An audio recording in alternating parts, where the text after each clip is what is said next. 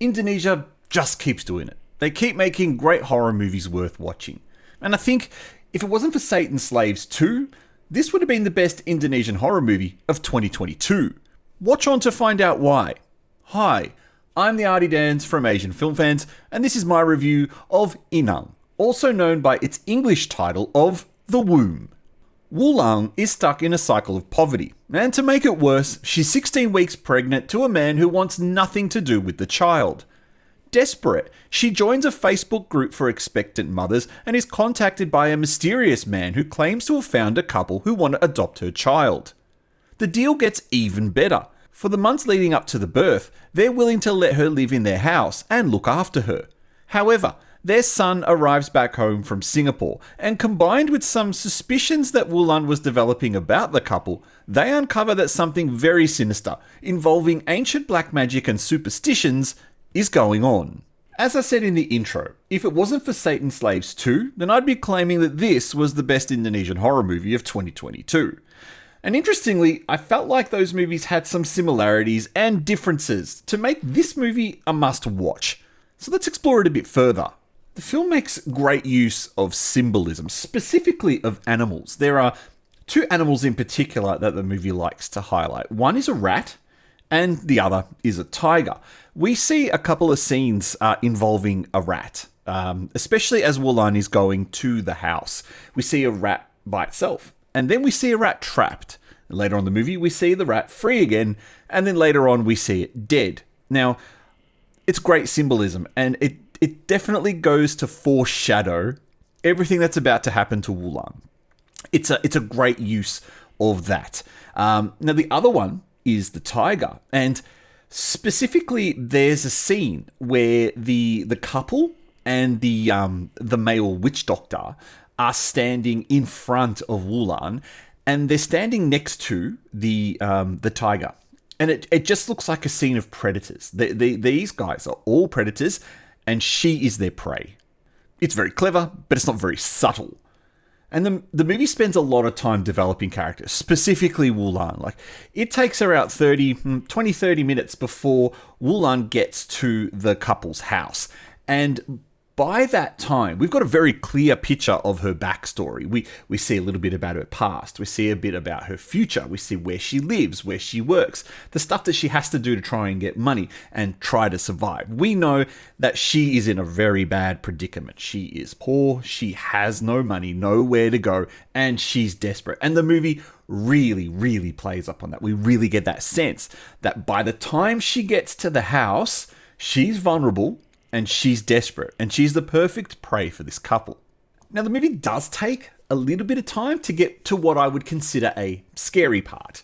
And that scary part occurs when she has her first dream. And she dreams about this woman who is just slowly crawling towards her. And then she wakes up in a cold sweat. And this is where all the little pieces of the puzzle start to appear. She has to try and put these pieces together. Everything that's done from that point on is really well done. And it's all fully explained in the end. There's nothing that's left unspoken by the end of the film. We know exactly what every point, except for one bit, which I'll mention later. But the movie's also pretty long. And it clocks in at close to 2 hours. And while I found myself enjoying it because I was really getting into it. Great characters, great story. I felt like the pace was really good. If you don't get into this movie by the time that they get to the house, I think that the last hour and a half is really going to stretch out for you. So it's definitely one of those movies that if you're not engaged early on, you may struggle to get through the rest of the film. Another thing that I really liked about the film is it's a very realistic depiction of a person who's struggling. And there's no religious preaching in the movie. There's nothing about, pray to God and everything will go fine. Or, you need to go pray or have faith in God and everything is going to be fine for you. None of that occurs in the movie.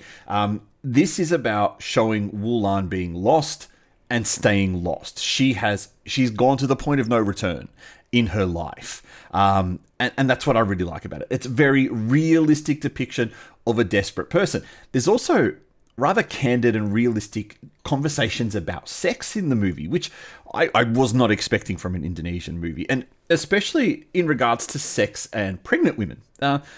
refreshing scene, and the movie doesn't shy away from it. Sex is an important part of people's lives, and it's clearly an important part of what's happened in this movie, and the movie makes no mistake. The movie doesn't hide that at all.